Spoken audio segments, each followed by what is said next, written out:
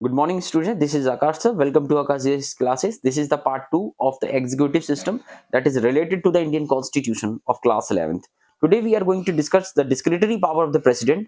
इसका मतलब होता है राष्ट्रपति की विवेकाधीन शक्तियां। विवेकाधीन शक्तियां राष्ट्रपति की कौन कौन सी होती हैं? तो एक शब्द में मैं बता दूं कि प्रेसिडेंट की जो पावर होती है, प्रेसिडेंट जो काउंसिल ऑफ मिनिस्टर्स से पूछ सकता है कि क्या क्या डेलिब्रेशन चल रही है, कौन कौन सी मीटिंग चल रही है और कौन कौन से इंपॉर्टेंट सब्जेक्ट्स के बारे में डिस्कशन किया जा रहा है। तो ये प्रेसिडेंट को पावर होती है। दूसरा क्या हो सकता है, प्रेसिडेंट जब चाहे तब वह प्राइम मिनिस्टर से पूछ सकता है, इंफॉर्मेशन ले सकता है, ठीक है, उसको कॉल कर सकता है। तीसरा, प्रेसिडेंट क्या कर सकता है, कुछ एक लेटर लिख सकता है प्राइम मिनिस्टर्स को कि जो अपने विचार व्यक्त करे देश के बारे में, ठीक है। The president often writes to the prime ministers and express his views on matter confronting the country. अपने विचार प्रकट कर सकता है प्रेसिडेंट या राष्ट्रपति अपने विचार प्रकट कर सकता है प्रधानमंत्री को एक पत्र लिखकर। Three situations where the president can exercise the power using his or her own direct discretion।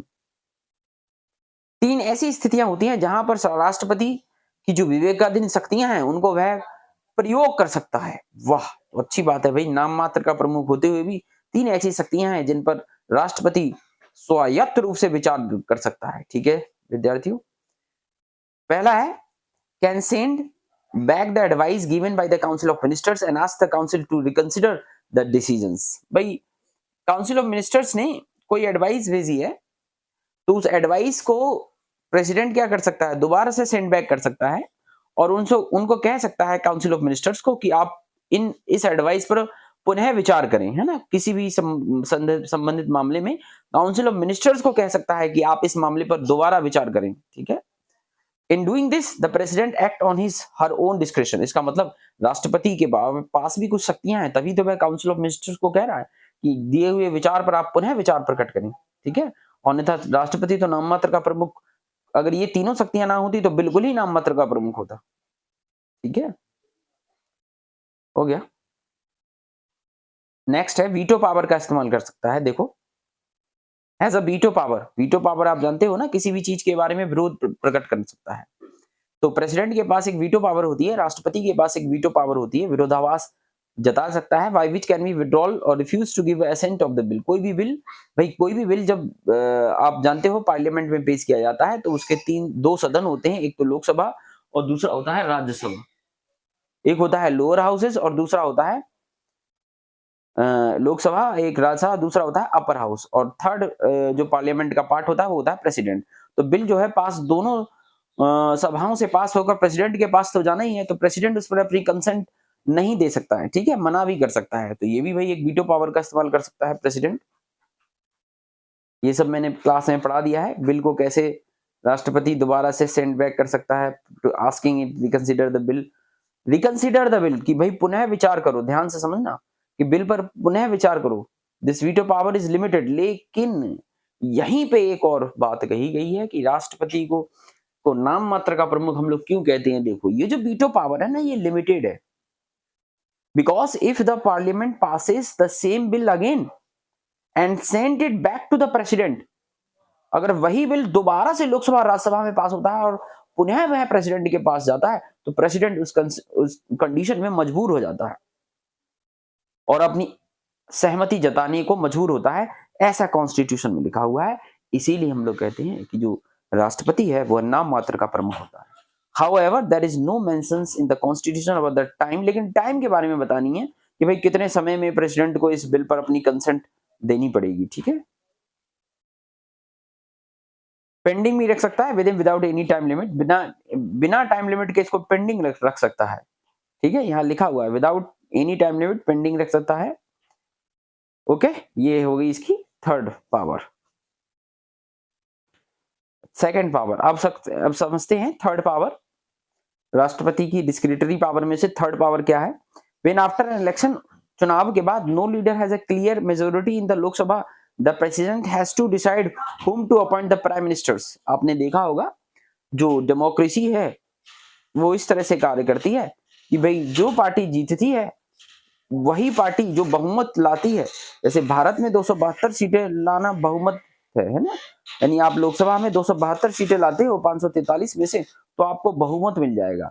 तो अगर इस तरह की व्यवस्था होती है कि बहुमत अगर आप लाते हो तो उस कंडीशन में आपकी सरकार बन जाएगी। लेकिन कोई भी पार्टी अगर बहुमत नहीं ला पाती है तो प्रेसिडेंट के पास क्या होता है, पावर होता है कि वो किसको अपॉइंट करे, है ना, प्राइम मिनिस्टर के पद पर। In such a situation the president has to use his own description in judging who really may have a support of the majority और who can actually form the run of the government. ठीक है, ये बड़ा interesting था कि भाई कौन सरकार बनाए और कौन वास्तव में इस देश को चला सकता है या सरकार को चला सकता है।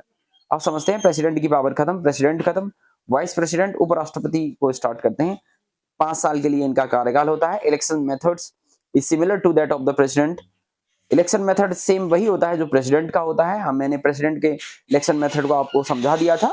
ठीक है, समानुपातिक प्रतिनिधित्व प्रणाली के द्वारा प्रेसिडेंट का चुनाव होता है, जिसमें आपके द्वारा चुने हुए रिप्रेजेंटेटिव एमएलए और एमपी वोट डालते हैं। ठीक है,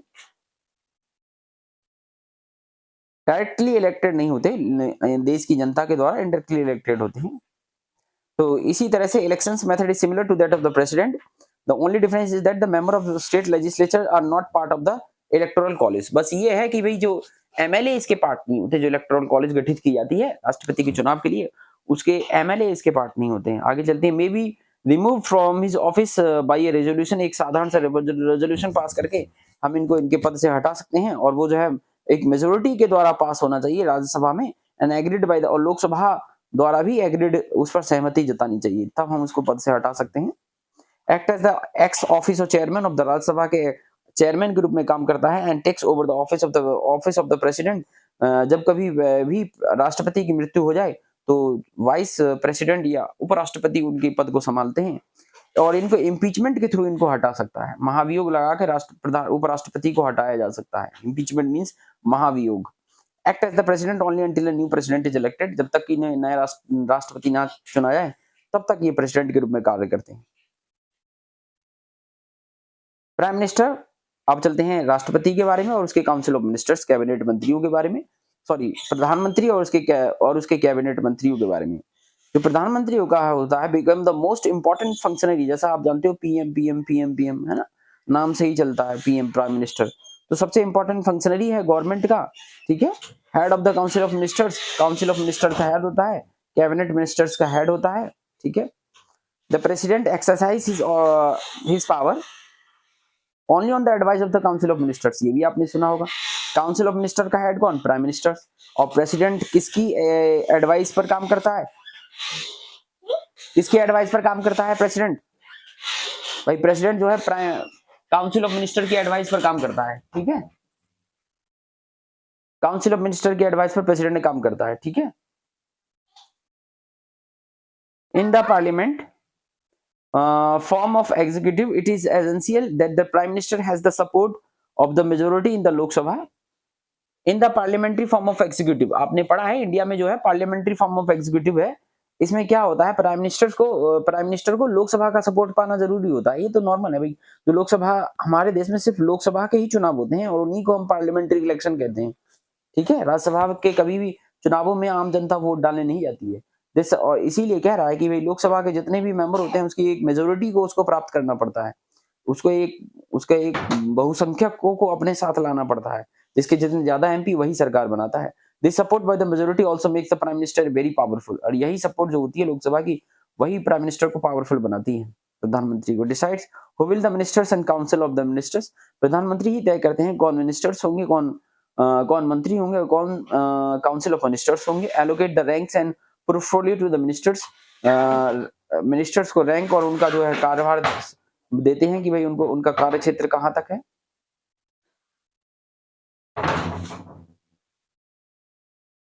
depending upon the seniority and political importance the ministers are given in the rank and cabinet. ये तो इंपॉर्टेंट है भाई, सीनियोरिटी के आधार पर, नॉलेज के आधार पर, है ना, इनको रैंक दी जाती है, मिनिस्टर्स का पद दिया जाता है, डेप्यूटी मिनिस्टर्स इस तरह से बनाए जाते हैं।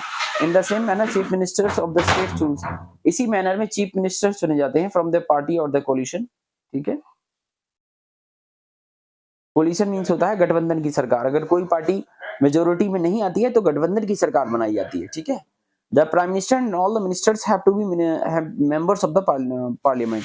प्राइम मिनिस्टर्स जो होते हैं और जितने prime minister and all the ministers have to be member of the parliament.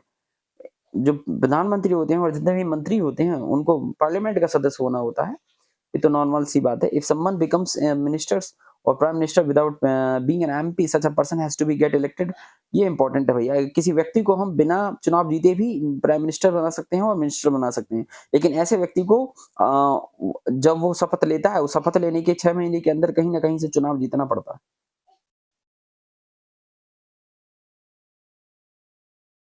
Size of the council of ministers, ये इंपॉर्टेंट है, size of the council of ministers पूछा जाता है। एक संवैधानिक संशोधन किया गया था जो काउंसिल ऑफ मिनिस्टर्स थे कि भाई 15% से ज्यादा टोटल सीट्स का 15% से ज्यादा काउंसिल ऑफ मिनिस्टर्स मिनिस्टर्स के पद आप नहीं रख सकते, क्योंकि अगर जितने ज्यादा आप मिनिस्टर्स बनाओगे उतना ही सरकार का खजाना खाली होगा। ठीक है, इसलिए ये वाली बात की गई थी। एक अमेंडमेंट किया गया, एक संशोधन किया गया था संविधान में कि टोटल जितनी भी सीट्स हैं उसका 15% से ज्यादा आप जो है मिनिस्टर्स नहीं रख सकते हैं। ठीक है, और the assembly in case of the states, ऐसे ही स्टेट की कंडीशन है, इसलिए इंपॉर्टेंट होता है बहुत ज्यादा। Collectively responsible to the Lok Sabha के लिए रेस्पॉन्सिबल होते हैं। This provision means that the ministry which loses confidence of Lok Sabha is obliged to resign. भाई जो मिनिस्ट्री या जो मंत्री लोग लोकसभा का कॉन्फिडेंस खो देते हैं, ठीक है, उनके पात्र नहीं होते हैं, उनको रिजाइन करना पड़ता है। ठीक है, जो अयोग्य हो जाते हैं।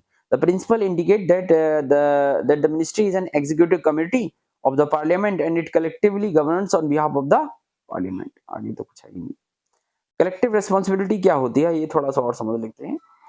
कलेक्टिव रिस्पॉन्सिबिलिटी, ठीक है, based on the principle of the solidarity of the cabinet implies that a vote of no confidence even against a single minister leads to the resignations of the entire council of ministers। भाई साहब, collective responsibility बता रहा है based on the principle of solidity of the cabinet. Solidity mean solidarity means होता है एक आत्मा, है ना। तो इंप्लाइज दैट, मेन बात यह है कि भाई कैसे होता है, इंप्लाइज दैट आ वोट, सिर्फ एक vote, no confidence, implies that a vote of no confidence even against a single minister leads to the resignations of the entire council of the ministers। अगर एक व्यक्ति भी अपात्र घोषित होता है तो पूरी की पूरी एंटायर काउंसिल ऑफ मिनिस्टर्स को रेजिग्नेशन देना पड़ता है। Also indicate that if a minister does not agree with the policy or a decision of the cabinet, he or she must either accept decision, resign, तो वो decision से resign कर सकता है अगर कोई उससे राजी ना हो। ठीक है, it is binding all ministers to pursue agree to the policy. ये भाई जो भी पॉलिसी वो मिलकर बनाते हैं तो सारे मिनिस्टर्स उस पर तैयार होते हैं। जैसे कोई एक रूलिंग गवर्नमेंट है, केंद्र, जैसे आप अभी केंद्र सरकार अगर वो कोई पॉलिसी लाती है तो जितने भी मिनिस्टर्स हैं वो कलेक्टिवली उस पर राजी होंगे। The death or the resignation of the prime minister automatically brings about the dissolution of the council of ministers। जैसे ही प्राइम मिनिस्टर का पद खाली होता है अपने आप स्वतः ही काउंसिल ऑफ मिनिस्टर्स जो है डिसॉल्व हो जाती है, पूरी की पूरी जो काउंसिल ऑफ मिनिस्टर है वो पूरा समाप्त हो जाता है, डिसमिस हो जाता है, डिसमिसल हो जाता है, रेजिग्नेशन हो जाता है, सब कुछ खत्म हो जाता है। ठीक है, तो हम ये कह सकते हैं अंततः जो प्राइम मिनिस्टर्स होता है वो क्या करता है, एक लिंक की तरह काम करता है between the council of ministers and one hand the president as well as the parliament on the other. ठीक है, एक लिंक की तरह काम कर रहा है काउंसिल ऑफ मिनिस्टर्स के बीच, प्रेसिडेंट के बीच और पार्लियामेंट के बीच। Prime minister involve in all crucial decision, ये तो आप जानते हो जितने भी इंपॉर्टेंट डिसीजन होते हैं उन सब में प्राइम मिनिस्टर इंपॉर्टेंट भूमिका निभाता है। दस the power wielded by the prime minister flow the various sources of control over the council of minister leadership in the Lok Sabha। ठीक है student,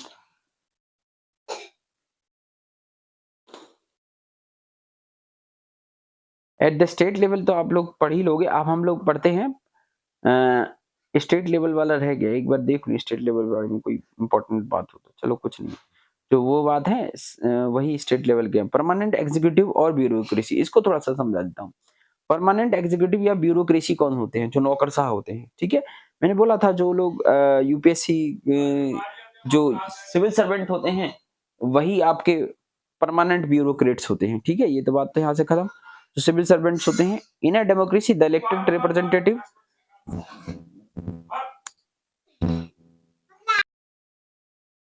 elected represent the ministers in change in the government and the administration under their control and supervision। भाई elected representation में क्या होता है, ministers सरकार के साथ ही बदल जाते हैं, ठीक है, इसी के साथ उनका प्रशासन भी बदल जाता है। लेकिन अब इसका हम क्या करें, लेजिस्लेचर का, है ना, एडमिनिस्ट्रेशन प्रशासन कैसे होगा, तो प्रशासन के लिए एक हम परमानेंट ब्यूरोक्रेसी भी तो रखते हैं। तो the administration offices can not act as the violation of the policy adopted by the legislature. Permanent bureaucracy के बारे में अगर हम बात करें, it is the responsibility of the ministers to retain the political control over the administration, ठीक है, ये रिस्पॉन्सिबिलिटी होती है मिनिस्टर्स की रिस्पॉन्सिबिलिटी होती है to retain the political control and over the administration, और प्रशासन को भी वो संभालें, ठीक है। इसलिए इंडिया ने क्या किया, एक परमानेंट ब्यूरोक्रेसी रखी, ठीक है। भारत में एक व्यवस्था की गई है कि एक परमानेंट ब्यूरोक्रेसी होगी। India has established professional administrative machinery, लिख रहा है प्रोफेशनल एडमिनिस्ट्रेटिव मशीनरी, जो होंगे आपके सिविल सर्वेंट, ठीक है, प्रोफेशनल जो होंगे, तो कोई एग्जाम पास करके आए। द इंडियन ब्यूरोक्रेसी कुछ इस तरह से ही काम करती है students. The Union Public service commission के द्वारा इन सिविल सर्वेंट्स का अपॉइंटमेंट्स होता है, और यही परमानेंट ब्यूरोक्रेट्स होते हैं, ठीक है।